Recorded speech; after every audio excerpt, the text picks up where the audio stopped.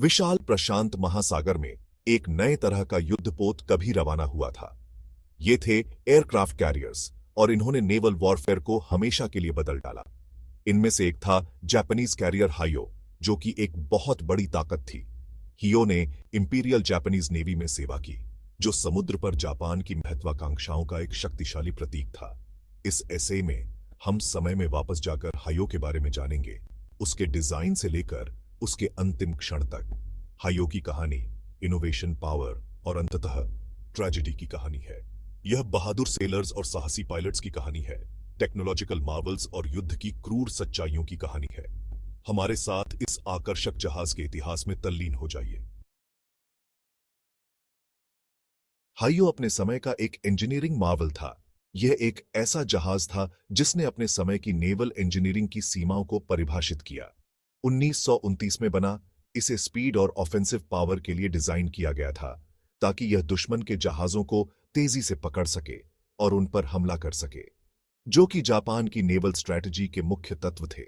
Japan की रणनीति में गति और शक्ति का विशेष महत्व था, और हियो इसका एक प्रमुख उदाहरण था। खुले समुद्र में कैरियर 700 फीट से ज्यादा लंबा था, एक दुर्जय नजारा। इसकी विशालता और शक्ति ने इसे समुद्र में एक चलता फिरता किला बना दिया था। इसके शक्तिशाली इंजन इसे 35 नॉट से भी ज्यादा गति से आगे बढ़ा सकते थे, जिससे यह जल्दी से युद्ध क्षेत्र तक पहुंच सकता था।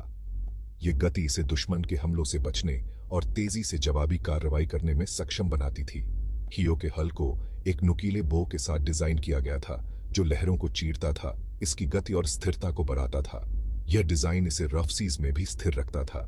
इसका बड़ा फ्लाइट डेक एयरक्राफ्ट की लहरों को लॉन्च करने के लिए एक प्लेटफॉर्म था, जो इसकी आक्रामक क्षमता का केंद्र था। यह डेक एक समय में कई एयरक्राफ्ट को लॉन्च और रिकवर कर सकता था। डेक के नीचे हियो में एक हैंगर था, जिसमें दर्जनों एयरक्राफ्ट रह सकते थे, जो इसे एक मोबाइल एयरबेस बनाता था। साथ ही बॉम्ब्स, टॉर्पीडोज और एविएशन फ्यूल के लिए वर्कशॉप्स और स्टोरेज भी थे। यह सुविधाएं इसे लंबे समय तक युद्ध में टिके रहने में मदद करती थीं, जिससे यह एक फॉर्मिडेबल एडवर्सरी बन जाता था। हियो का फ्लाइट डेक एक इंजीनियरिंग मार्वल था, designed specifically for aerial assault missions. इसकी सबसे महत्वपूर्ण विशेषता थी इसका मजबूत स्टील डेक, जो नेवल एयरक्राफ्ट ऑपरेशंस के लिए अनुकूल था। यहीं से एयरक्राफ्ट उड़ान भरते थे और उतरते थे, कैरियर की पावर का जीवन रक्त। यह डेक एयरक्राफ्ट के टेक ऑफ और लैंडिंग के लिए एक परफेक्ट प्लेटफॉर्म प्रदान करता था। यह डेक मजबूत स्टील से बना था, जो एयरक्राफ्ट ऑपरेशंस के लगातार दबाव को झेलने में सक्षम था। इसके अलावा इसमें एक सोफिस्टिकेटेड एलिवेटर सिस्टम था। एलिवेटर्स का एक जटिल सिस्टम हैंगर और फ्लाइट डेक के बीच प्लेन्स को ले जाता था, जिससे यह सुनिश्चित होता था कि एक्शन के लिए तैयार एयरक्राफ्ट का एक निरंतर प्रवाह बना रहे। यह सिस्टम ऑपरेशनल एफिशिएंसी को बढ़ाने में महत्वपूर्ण भूमिका निभाता था। हायो के फ्लाइट डेक में अरेस्टिंग गियर थे, जो प्लेन्स को सुरक्षित रूप से उतरने में मदद करते थे। यह गियर हाई स्पीड लैंडिंग्स को मैनेज करने के लिए एसेंशियल था। इसमें एयरक्राफ्ट को स्थानांतरित करने और कार्गो को संभालने के लिए क्रेन्स और विंचेस का एक नेटवर्क भी था। यह नेटवर्क लॉजिस्टिक्स और मटेरियल हैंडलिंग को आसान बनाता था।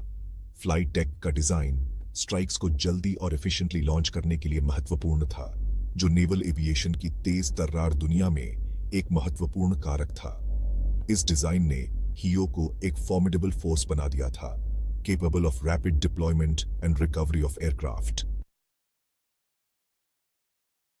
जहां हियो को ऑफेंस के लिए बनाया गया था, वहीं इसमें डिफेंसिव कैपेबिलिटीज भी थीं।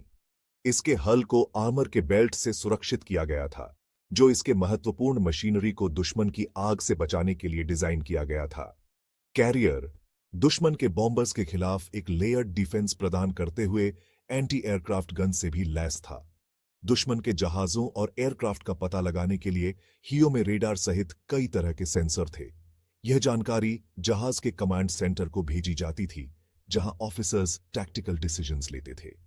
आर्मर, आर्मामेंट और सेंसर्स के संयोजन ने हियो को युद्ध में काफी नुकसान उठाने और झेलने की अनुमति दी। सेक्शन 5 शिपयार्ड से बैटलफील्ड तक हियो का सफर शुरू होता है। यह एक ऐसा सफर था जो इतिहास के पन्नों में दर्ज हो गया। हियो को जुलाई 1942 में इंपीरियल जापानीज नेवी में शामिल किया गया था, पर्ल हार्बर पर हमले के कुछ ही महीनों बाद इस हमले ने पूरे विश्व को हिलाकर रख दिया था और जापान को युद्ध में पूरी तरह से झोंक दिया था।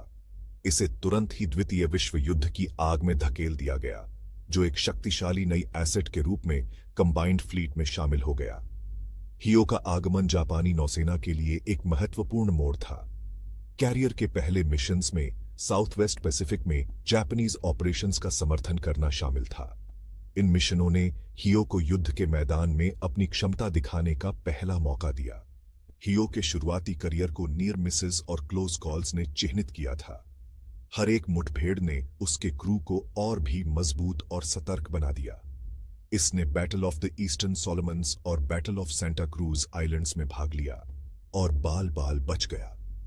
इन लड़ाइयों ने हियो की ताकत और उसकी रणनीतिक क्षमता को साबित किया। ये शुरुआती लड़ाइयां हियो और उसके क्रू के लिए आग से बपतिस्मा लेने जैसी थीं, जिसने एक दृढ़ दुश्मन के खिलाफ उनके कौशल और दृढ़ संकल्प का परीक्षण किया। हर एक संघर्ष ने उन्हें और भी अधिक अनुभवी और युद्ध के लिए तैयार बना दिया। सेक्शन 6 कैरियर्स का संघर्ष। फिलीपीन सागर में हियो। जून 1944 में battle of the Philippine Sea Pacific war में एक महत्वपूर्ण मोड़ साबित होगा। यह कैरियर एयर पावर का एक विशाल संघर्ष था और हियो इसमें सबसे आगे था। इस लड़ाई, जिसका उपनाम ग्रेट मरियानास टर्की शूट था, में अमेरिकन पायलट्स ने जापानीज एयरक्राफ्ट को तहस नहस कर दिया। लड़ाई के दौरान हियो ने अमेरिकन शिप्स पर कई हमले किए। इसके एयरक्राफ्ट ने अमेरिकन फाइटर्स के साथ भयंकर डॉग फाइट्स में संलग्न रहे। हालांकि लड़ाई का रुख जापानीज के खिलाफ हो गया। अमेरिकन बॉम्बर्स ने रेडार द्वारा निर्देशित हियो को ढूंढ लिया। बम के कई वार ने कैरियर को पंगु बना दिया, जिससे आग लग गई जो बेकाबू होकर फैल गई। सेक्शन 7 इनोवेशन की विरासत। हियो का स्थायी प्रभाव। हियो की कहानी का अंत दुखद रूप से हुआ। इसकी डैमेज कंट्रोल टीम्स के सर्वोत्तम प्रयासों के बावजूद आग पर काबू नहीं पाया जा सका। जहाज छोड़ने का आदेश दिया गया और हियो लहरों के नीचे समा गया। हियो का नुकसान जापानीज नेवी के लिए एक बड़ा झटका था। अपने छोटे से करियर के बावजूद हियो ने पैसिफिक वॉर के शुरुआती चरणों में महत्वपूर्ण भूमिका निभाई। इसके डिजाइन और कैपेबिलिटीज इसके सिस्टर शिप्स के साथ ने नेवल एविएशन की क्षमता का प्रदर्शन किया। हियो की कहानी टेक्नोलॉजिकल इनोवेशन और युद्ध की मानवीय कीमत की याद दिलाती है। Section 8 conclusion. हियो को याद करते हुए, हियो भले ही चला गया हो, लेकिन इसकी कहानी जीवित है। यह टेक्नोलॉजिकल प्रोग्रेस की कहानी है, आग के नीचे साहस की कहानी है और समुद्र और आकाश के साथ स्थायी मानवीय आकर्षण की कहानी है। हियो की विरासत 20वीं सदी में युद्ध के तेजी से विकास की याद दिलाती है। आज हियो सीबेड पर टिका हुआ है, जो एक बीते युग का एक मूक स्मारक है। इसकी कहानी हमें इतिहास, इसकी जीत और इसकी त्रासदियों दोनों को समझने के महत्व की याद दिलाती है। हियो संघर्ष की मानवीय कीमत और नेवल वॉरफेयर के स्थायी आकर्षण के प्रतीक के रूप में कार्य करता है।